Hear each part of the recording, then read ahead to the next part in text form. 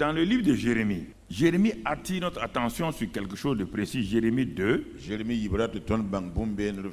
Voilà ce que Jérémie dit. Il dit ceci, Jérémie 2, verset 13. Il y a des passages de la Bible qu'on évite le plus. Et c'est ce qui nous fait du mal. Dieu dit à mon peuple, mon peuple a commis un double péché. Ah, les gens disent peut-être ils sont des meurtriers, ils sont des voleurs. Non. Quel est le double péché que le peuple commet et dont Dieu dit, dis-leur que mon peuple a commis un double péché? Ils m'ont abandonné. Ah, mais quand est-ce qu'on t'a abandonné? Attends, ne te presse pas. Mais moi, je vais à l'église, moi, je prie, je n'ai pas abandonné Dieu. Regarde. Ils m'ont abandonné. C'est le jugement de Dieu que nous utilisons, non pas nos pensées pour nous juger nous-mêmes. Ils m'ont abandonné. Moi qui suis une source d'eau vive, moi qui suis cette source-là, ils ont fait quoi? Se creuser des citernes. Des citernes crevassées qui ne retiennent pas l'eau. Écoutez, si vous comprenez, si vous n'avez pas la révélation, la Bible là, vous souffrez quand vous la lisez. Dieu dit, sans aucun effort, moi je suis Dieu. Je suis la source d'eau vive. Vous n'avez rien fait. C'est moi qui me présente à vous comme une source d'eau vive. Donc, d'eau vive. L'eau où il y a la vie. Vous laissez de côté cette source d'eau vive là. Et vous créez des ministères qu'on appelle des citernes. Vous créez des ministères basés sur votre intellect, votre force. Il dit, mais regardez ces citernes-là. Ce sont des citernes crevassées qui ne sont pas source d'eau. Et même l'eau qu'on met là-dedans, les citernes-là ne peuvent pas retenir l'eau.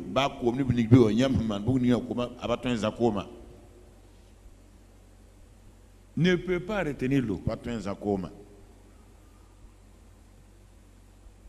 C'est pourquoi, avec tant de séminaires et de conférences dans le monde chrétien, aujourd'hui, la première église n'a pas fait tant de conférences. Et autant de la réforme n'ont pas fait tant de conférences ni de séminaires. Ils n'avaient même pas la Bible au complet. Mais pourquoi ils ont plus de succès que nous aujourd'hui qui avons les Bibles de toute forme, de toute expression? Nous avons la télévision, nous avons tout. Mais pourquoi nous ne retenons pas l'eau? Il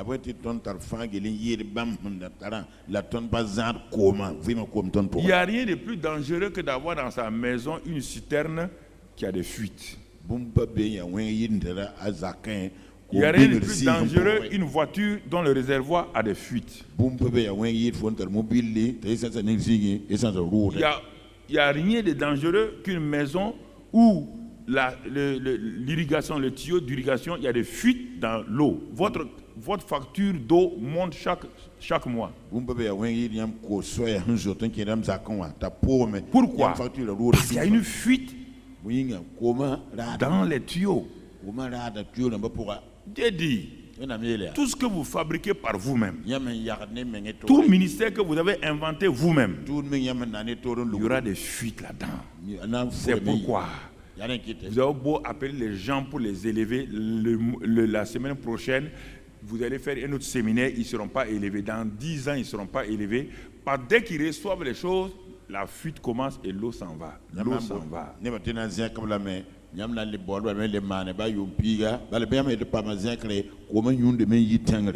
Nous ne veillons pas sur la qualité de notre vie. Et notre vie là, c'est comme un tuyau et qui laisse perdre de l'eau. Donc l'onction vient, ça s'en va. La sainteté qu'on prêche, les gens pleurent, ils se couchent là, ils pleurent. Quand ils se lèvent, fuite, ça s'en va. Et il faut tout le temps des séminaires pour garder les gens un temps soit peu dans la victoire. Ce n'est pas normal. Un chrétien ne vit pas de séminaire, ni d'enseignement, ni rien. Un chrétien vit par le Saint-Esprit et la parole qu'il mange régulièrement. C'est suffisant.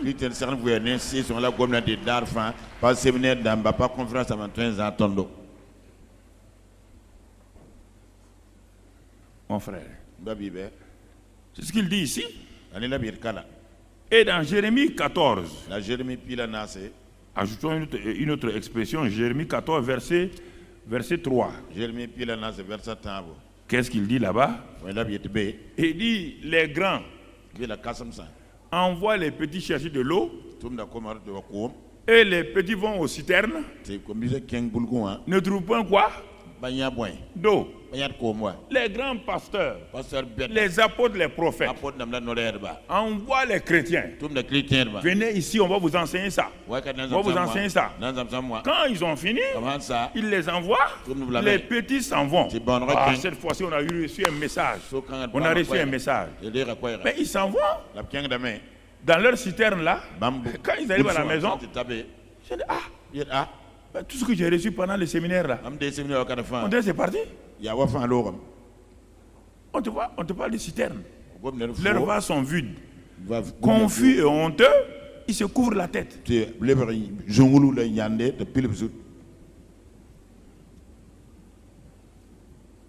Alors, bien-aimés frères et sœurs, vous tous qui êtes en contact avec nous, il y a des choses que nous devons examiner clairement avec attention.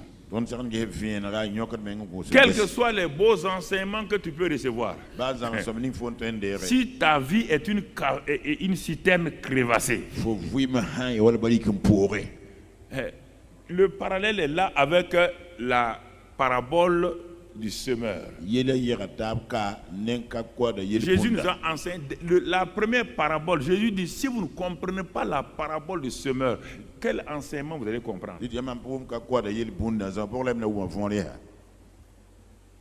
On n'est pas connecté à Jésus, on est connecté à des gens, aux grands pasteurs, aux grands évangélistes qui remplissent les stars, on est connecté à eux. Mais ça ne donne rien.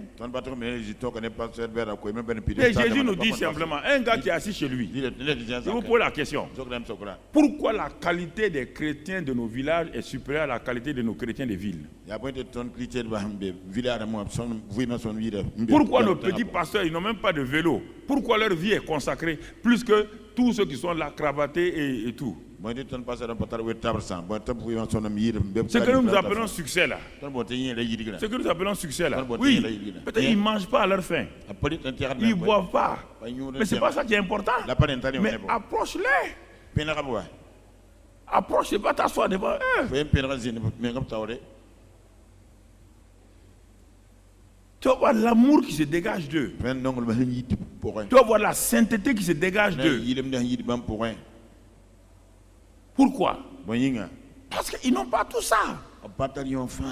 Le peu qu'ils ont, ils sont liés à ça. Va dans les pays où il y a la persécution. Va en Arabie, va en Chine. Ce sont des feuilles de Bible, ils copient pour avoir. Va voir la qualité de leur vie. Va voir la qualité de leur vie.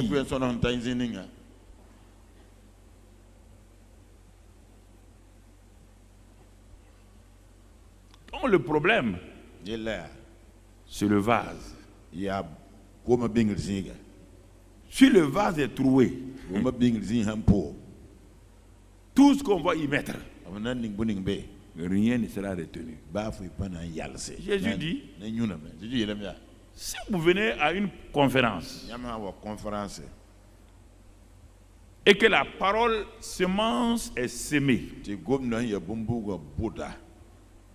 mais votre cœur est comme le long du chemin. Votre cœur n'est pas un champ. C'est comme le long du chemin. Et regarde bien, tu vois les champs partout. Autour de chaque champ, il y a un chemin qui longe le champ. Tu n'es pas loin du champ, mais tu n'es pas un champ. On dit si toutes les semences qui tombent sur ce chemin-là, c'est pour les oiseaux. Parce que le sol est tellement bien dur que les semences ne pourront pas entrer et les oiseaux vont venir picorer et partir. Donc, à qui tu t'adresses? Ceux qui sont devant toi, quelle sorte de champs ils sont? Le long du chemin, un champ caillouteux où il y a des cailloux, qui prend plaisir au séminaire. Dès que les épreuves se lèvent, il s'en va et la semence ne pousse pas. Ou un chemin rempli de soucis, d'herbes et tout. La semence est semée parmi les herbes et les épines qui ont une croissance plus rapide que les semences de blé et de mil ou de maïs. Ils étouffent la semence sur 4 champs. Il y a un seul champ qui réussit, dit Jésus. Un seul. Retournez à notre Jésus. Arrêtons de regarder les grands hommes de Dieu. Arrêtons de regarder les grandes églises. Regardons à Jésus. Sur 4 champs. Jésus dit, si vous ne comprenez pas la parabole du semeur, il dit c'est un mystère. Tout le reste ne servira à rien. Je suis allé à des grandes conférences. Plusieurs fois, je me suis assis derrière pour voir. J'ai vu des miracles. Des miracles, des miracles, des miracles. Quand j'ai fini, quand j'ai voulu m'approcher des chrétiens là simplement, pour faire ça là, leur escroquerie s'est manifestée. Il dit, comment pouvez-vous être assis devant un grand homme de Dieu comme ça qui fait des miracles, des signes, des prodiges et vous êtes escroc? Et je me suis rendu compte que les signes, les miracles ne changent personne. Ne change personne. Personne. Ni celui qui le fait, ni ceux qui écoutent.